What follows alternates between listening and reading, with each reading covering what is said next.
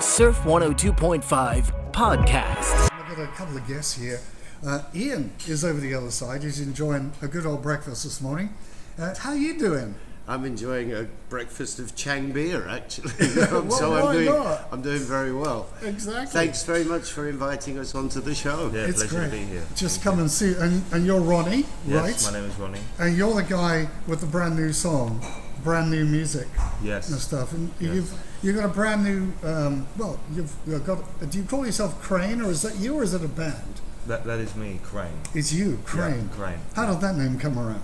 Well, it's an acronym.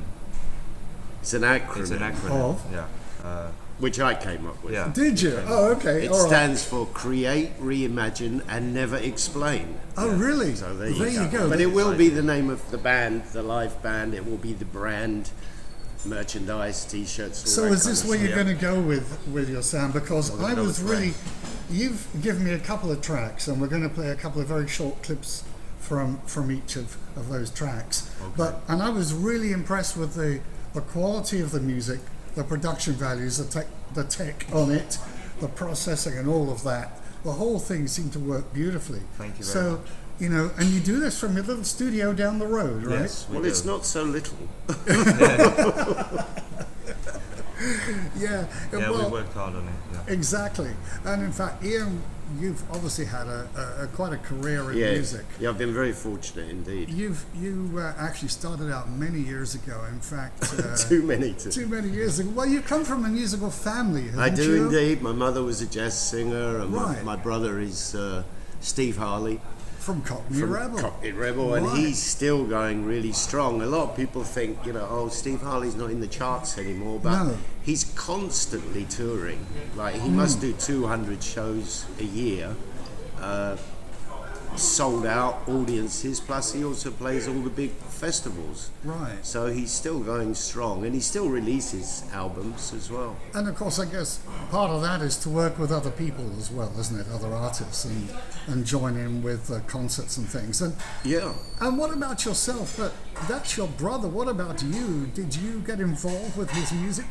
I did indeed. I This is mean, what I I've hear. had my own record deals several times, and I've had a couple of minor hits myself. Yeah.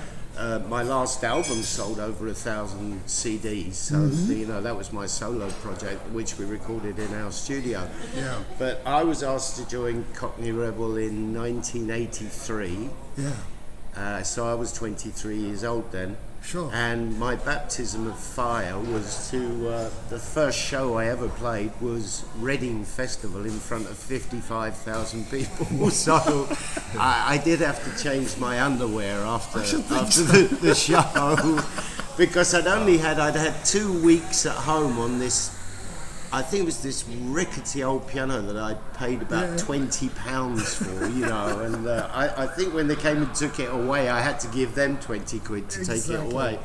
And then we did a few days at Shepperton Studios, which was massive. And we set up a whole huge stage, a sound and lighting rig.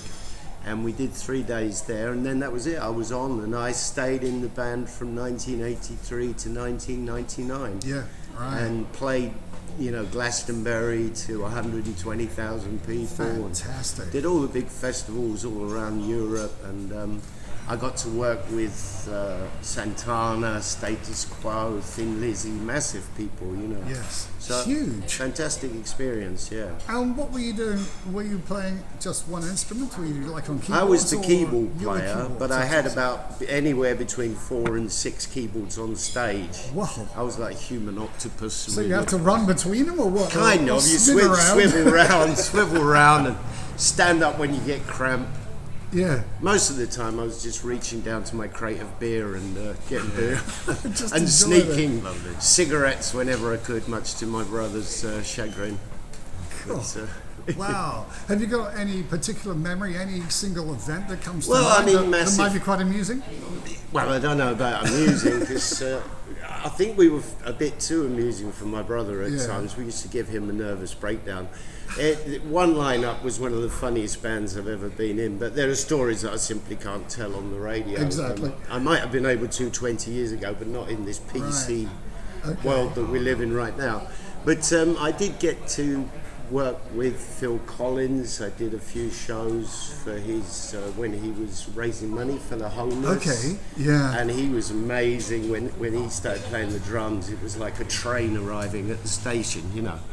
And I was in a super group. We did a fundraising concert at Hammersmith Odeon, which was actually filmed for television, and that was to raise money for Mick Ronson's widow, because when Mick Ronson died, unfortunately, he spent most of the massive money he'd earned with David Bowie and people.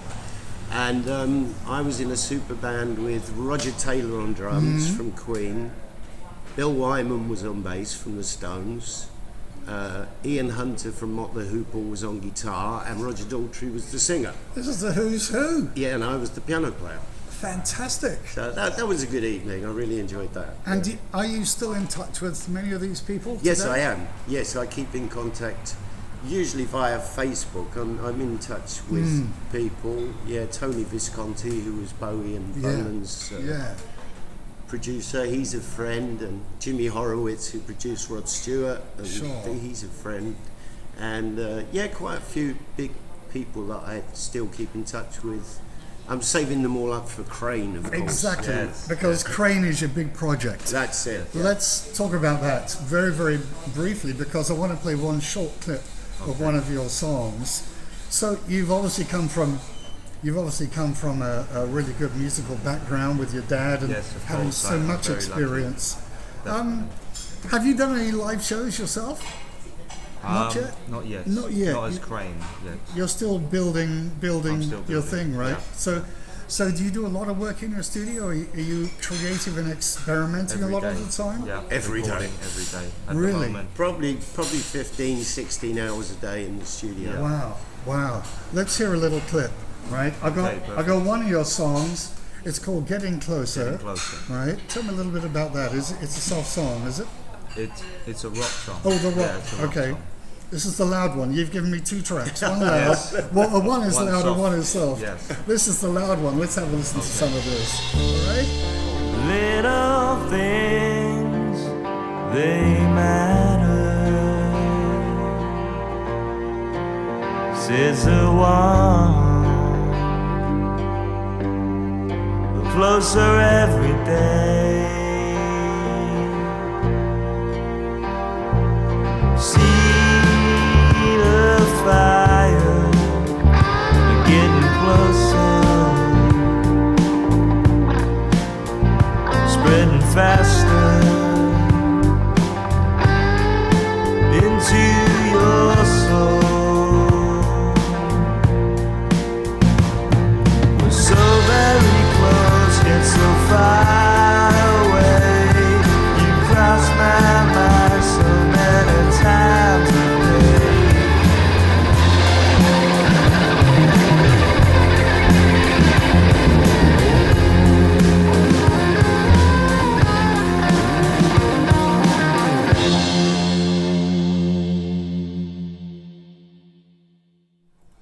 Well, there you go. That's a little bit different, particularly for Surf 102.5 at this time in the morning. But hey, there's so much going on there. How did you get all that together? Are you playing instruments separately, or how do you Yes. put it all together? Well, I play all the instruments, the drums, the bass, all the guitars, Yeah. and all the vocals, backing vocals. And do you mix it down yourself? Keyboards as well, yeah. You, everything. You are so talented, my man. Thank you. Wow, that's absolutely amazing. We'll find out some more. We got some sport, got some news, got a bit of a short break. Back soon.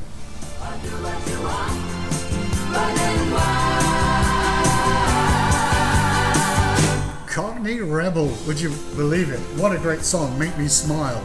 Have you, well, I guess you must have played that track quite a few times. Once or twice? I've probably played that song 3,000 or 4,000 times. I would imagine. I did used to get a little tired of playing it. I was 'cause going to ask. It was the obligatory encore at Yeah. every show. Of course. And then every festival, you know, you had to put it on the set list. you know. Because everybody knows that track. right? Yeah, it's incredibly popular, and I understand it's still in the top 100 most played records on world radio. Yeah, and we're playing it on the radio here, of course. There you go. And your son Ronnie with your band, which you're calling Crane. Look at it. So tell me a little bit about your production process, because the next track we're going to play just a short clip of. It's a little bit slower, a little bit, I'd call it fairly spatial. It's completely different to what we normally play on the radio, but it's really good, and the quality of what you've done is so cool. Thank you. How do you get all that together? What's going on in your head to put all that stuff down? Well, I just start, with the drums, and I just build to slowly build the production. And Yeah. So do you do it instrument by instrument by? Oh, do you write any stuff down, or is it just coming out of your head free flow? it's just free flow at the moment. Is it? Yeah. Really? And then you can just come up with something and then build on it with another instrument. Yes. I That's just the get way different you do it. ideas and I put them down. I just Wow. record them. Yeah. Wow, you are a talented guy, Mr. Thank you. And I don't get involved with Crane's material. I mean, I'm the main producer in the studio when other artists are in, but he does everything Yeah, on his own stuff himself. Yeah. But you see, what a lot. I mean, you don't help with the production or anything like that. You just Very, keep right very at it. late advice. on. When it's Yeah. about 95% finished, Yeah, I will add a little of my experience, Yeah. years of experience, Yeah. and just say maybe just remix that section Sure, there. sure. You know, sometimes to take away one chorus because it's a bit too long. But dead simple stuff. But he's really creative. okay. Well, let's listen to a little bit of this track. Sorry, my dear. What's it called? Sorry, my Sorry, my dear. dear. Great. Let's listen to that.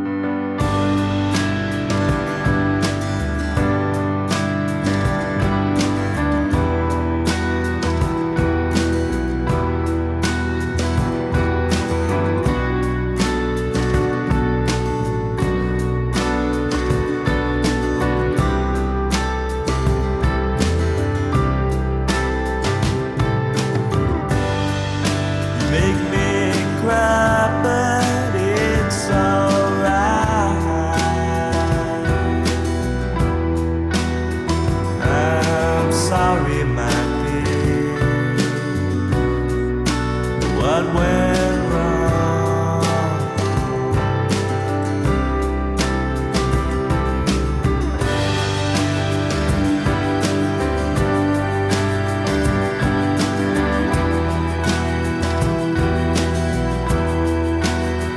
I'm sorry, my dear.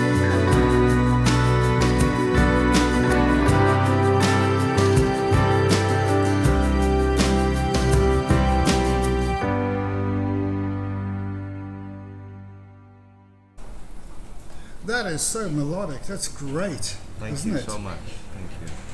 That is nice. I just enjoy listening to that, sort of floating away at the end of that track. Yeah, it's getting some rave reviews, that song. It's Yeah. a beautiful song. Really? Have you played it to many people? Yeah, there's an awful lot of people. There's DJs out there all around the world at the moment playing that. Yeah. Really? That is fantastic. It's cool. So, what about, what sort of direction you're going to take your music from now? Are you going to keep on the rocky side of things, or do you like to go more poppy, or what sort of stuff do you really like? Pop, rock mainly.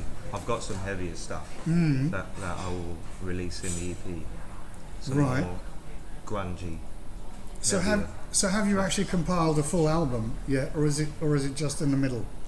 Yeah, we've got a I full- think there's full album. over 20 Over songs 20 songs. recorded. Oh, well, There's that's pretty- more. yeah. He's That's, probably got enough for 2 albums right yeah, now. yeah. Wow, that sounds ready. terrific. Fantastic. Yeah, Crane website is being built right now, and it will have a shop on it. Yeah. So So you can actually buy stuff from there. music will be Yes. available on the shop. So what about getting your stuff out there? How are you going to get all your music out? Because, I get 20 emails a day filled with independent music. Yeah. Because we're a radio station. But how are you going to get your songs out and get noticed? Because that's a tough challenge, isn't it? Well, initially, because we have over 1,000 members in various groups, the two of us. Yeah. initially the music can be sold. A lot of people want CDs still. People Amazing. don't, Yeah. believe it, but it's true. A lot of people want something physical. They want to hold it. They want something tactile, music, not just a bloody download. No. Exactly. So first of all, my music and his music is sold, shall we say, privately. So it's sold to the members and the loyal followers, and sometimes they get a signed edition, things like that. Say after a month or two, then he'll obviously go on to Spotify and Apple and iTunes and all of those, and then Gotcha. it's in the hands of the gods, isn't it? Yeah. Plus, I just have to use as many of my contacts as I can. Yeah. And I would imagine within a year he'll probably be in the UK. He's already had an offer from a management company in the Great. UK. That's the plan. And is that something that you want? Do you want to get a music contract with a big company, Yes, for example? of course. Yes. In the UK, hopefully. Right. Yeah. Wow. Well, good luck with that. Thank you. And what about your studio here? Is that open to people who want to come and record? Yes, within reason. Obviously, we use it a lot for our own material, but it's called Rocky Head Studios. So basically, just go on Facebook and type in Rocky Head Studios. Okay. The Facebook page will come up. And if somebody wants to make very high quality music, we're not really looking for people to come in and do karaoke. No.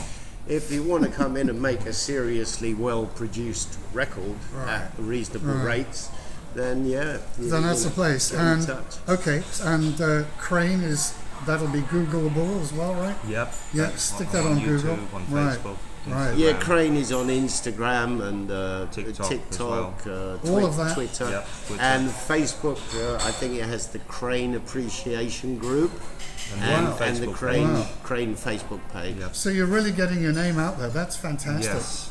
Thank you so much for coming in today. No, pleasure It's being been here. really Thank you. terrific and appreciate it. And good luck with your music. Surf 102.5 Podcast.